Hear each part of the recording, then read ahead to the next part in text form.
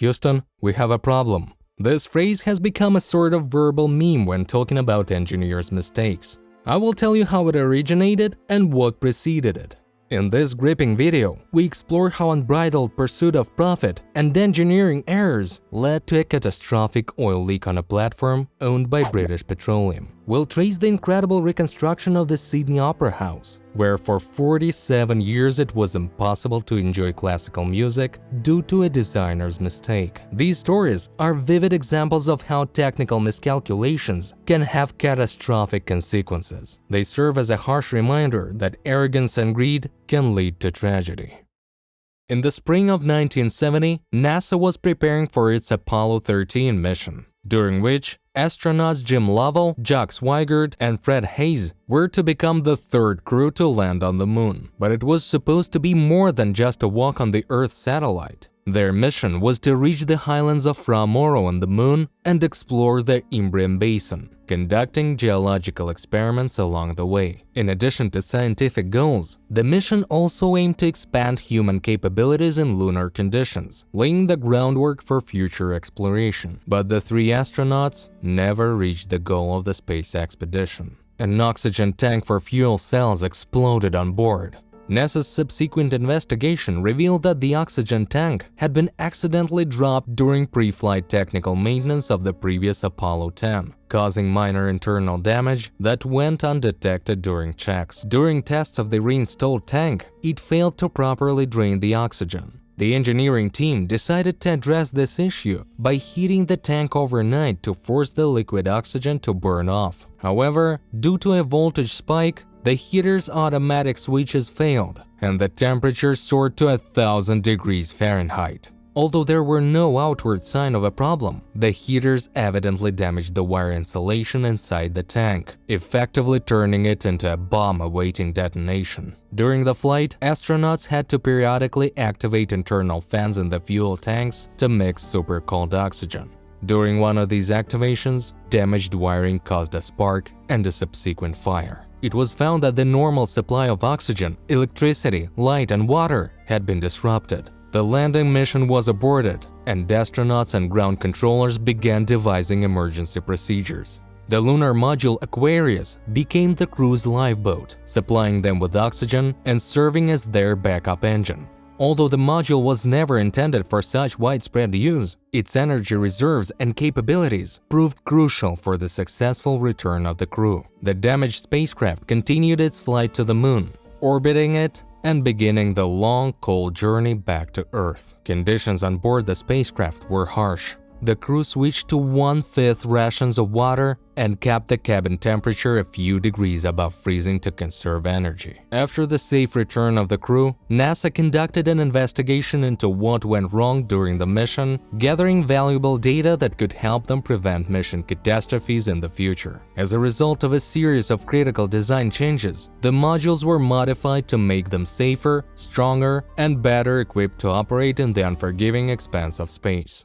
Moving from space to another natural element, water. Built in 2000, the Deepwater Horizon oil rig operated in the Gulf of Mexico for about 10 years before the oil spill. The construction of this industrial facility cost approximately $365 million, and it was leased to the fuel giant British Petroleum. Although the platform had a nominal drilling depth of 30,000 feet, in early 2010, Deepwater Horizon drilled a well to a depth of 35,000 feet. And it's possible that the unprecedented depths contributed to the severity of the explosion. Every additional 100 feet of depth increases the likelihood of a serious accident, such as fire or explosion, by 8.5%. A surge of natural gas breached the concrete on April 20, 2010, leading to an explosion that killed 11 workers and injured 17 more. The drilling rig sank 2 days later with a rupture in the underwater riser. Through a mile-long pipe from the riser, drilling mud was pumped to neutralize the pressure of natural gas and oil. When the pressure collapsed, oil began to spill into the Gulf of Mexico from the damaged well.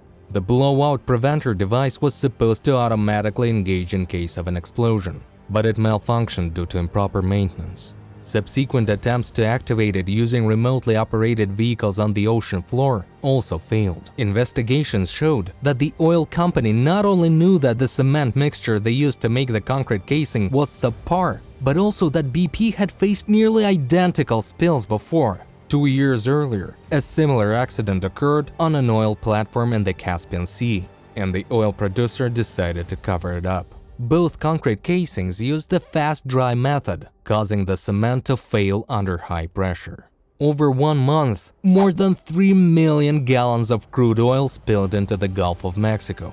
5 months after the explosion, the well was finally sealed. But by that time, over 200 million gallons of crude oil had been released into the Persian Gulf, covering over 15,300 square miles of sea and affecting over 16,000 miles of coastline stretching from Texas to Florida. Have you ever wondered in what perfect scenario one could explain the proverb "better safe than sorry"? If so, you've come to the right place, my friend. Let's go to France, where SNCF, the leading train operator, is asking themselves why they didn't play it safe. The company ordered 2,000 new trains, costing around $20.5 billion. But after their delivery, realized they were too wide for regional platforms. Speculations about the cost this mistake brought the train operator exceeded $68.4 million.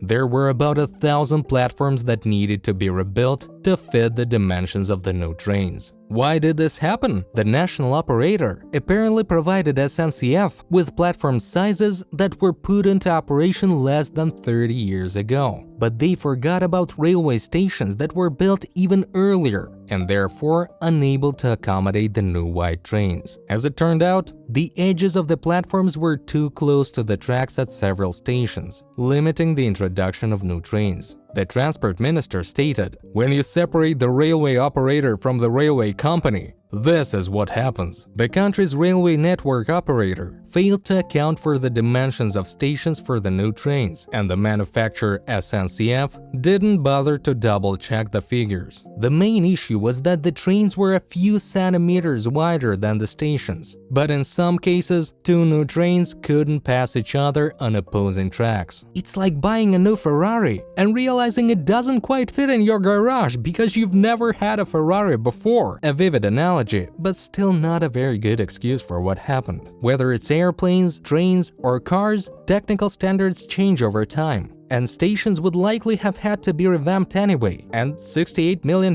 isn't that much compared to the price of $20 billion trains. Here's a Spanish submarine project worth over $2 billion that ran aground after officials realized the vessel was 70 tons heavier because an engineer misplaced a decimal point. The error, which could mean the submarine might not resurface if sent to sea, is fatal. The Isaac Peril, the first in a new class of diesel-electric submarines, was nearly completed when the problem was noticed. Spain paid the contractor an additional $10 million for assessing the situation and carrying out the necessary work to rectify it. The preference was given to increasing the length of the submarine by 16 to 20 feet to increase buoyancy. Otherwise, the weight of the submarine by displacement of 2,200 tons would have had to be reduced, for example, by removing a combat system. The Ministry of Defense stated that technical issues are normal for projects of this scale. Clearly, someone in the calculations made an error at the very beginning of the project, and nobody paid attention to it. There was no double-checking. The delivery of the first vessel was scheduled for 2015, but weight issues led to a 2-year delay. And if war were tomorrow?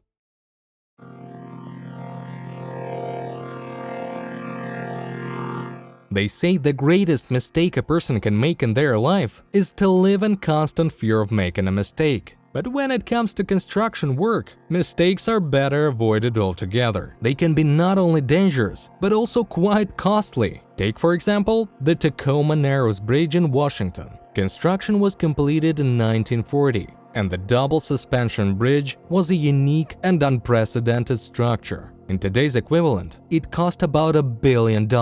Engineers evidently overlooked a very important issue: wind. The bridge swayed and bent. It was a new method of construction that had never been used before. Workers noticed that something was amiss even before construction was completed, but they continued their work as if nothing were wrong. The bridge was even nicknamed Galloping Gertie. Yet one day, the shaky bridge swayed and collapsed, and millions of dollars were washed away. The good news is that no one was injured. The Tacoma Narrows Bridge collapsed due to strong winds in November 1940, and it opened to traffic on July 1st, 1940. At the time, it was the third longest suspension bridge in the world, with a length of 5,959 feet. The designer conceived the bridge as the most flexible ever built. Engineers of the time believed that the structure, even though it exceeded previously standard ratios of length, depth, and width, was absolutely safe. After the collapse, it was found that the developers had not properly accounted for the aerodynamic forces acting at this location during strong winds. That day, a hurricane-force vortex hit the area and caused the bridge to sway significantly. Concrete started to peel off from the road surface. Within minutes, a 600-foot section of the bridge broke away. The bridge swung back and forth violently. The sidewalk on one side of the bridge was 28 feet higher than the sidewalk on the other side. Despite the fact that the bridge supports were made of strong structural carbon steel, the bridge collapsed. Subsequent investigations and tests showed that the bridge was vulnerable to vibrations caused by wind. The replacement bridge opened 10 years later. It's the fifth longest suspension bridge in the United States, 40 feet longer than the original. Lessons learned from the collapse were incorporated into the construction of the new span. Today, remnants of the old structure still lie at the bottom of the bay, where they form one of the largest artificial reefs in the world. This site has been listed on the National Register of Historic Places. And finally, let's talk about art. Around 11 million people visit the Sydney Opera House in Australia annually to admire its creative sculptural design resembling intertwining shells. A cultural landmark, it looks almost like a sailboat about to set sail. Its beauty conceals the problems the building faced during construction. The construction of the Opera House, originally planned for 4 years, took 14 years and involved 10,000 builders. One thing is certain: the conflicts that plagued the construction had a lasting negative impact on the building for decades. Initially, as part of a 5-year program, the Opera House gradually modernized its main infrastructure. Then, a reconstruction of its largest concert hall with 2,500 seats was carried out for $150 million. The flaws resulting from the chaotic start of the project were addressed. The irony of the Sydney Opera House is that it became an international cultural icon because of its appearance, not because it was the best opera house that could be built, and the design competition was specifically tasked with that. For those who have experienced it firsthand, it's far from the best sight. Actor John Malkovich once said that the acoustics in the concert hall would do an airplane hangar a disservice. Members of the Sydney Symphony Orchestra have long complained that they can't hear their fellow musicians on stage. At 148 feet high, the concert hall is at least 33 feet longer than most acoustically oriented space and twice the optimal height. As a result, much effort has been put into compensating for its cavernous proportions, including walls lined with wooden panels to enhance reverberation. Several minor improvements had been made to the theater before to help with the sound issue. A high-quality acoustic system was installed and heavy drapery was used to cover the wooden panels. But preparing the hall for a big show was still labor-intensive. Installing just the curtains took hours, and the installed acoustic system had long since become outdated. As part of measures to further improve the sound quality for classical performances, fiberglass acoustic reflectors on the roof were upgraded and flat wooden walls were replaced with new ones, featuring a ribbed surface. This made the sound softer, with a more truthful tone. The Sydney Symphony Orchestra wanted to improve the acoustics of the concert hall from the moment it opened. It could be said that this project has been in the works for 47 years. People are prone to making mistakes. We all make them, but when it comes to engineering projects or complex technology, even the slightest error can lead to a serious catastrophe. Due to the fault of just one designer, people can die, and unfortunately, history remembers such incidents. And you, friends, have the opportunity to become part of our team's history. If you have skills in video editing, can voice over videos in Russian, English and other languages, or write interesting scripts, we'll be glad to work with you. Write to our Telegram bot, link in the description.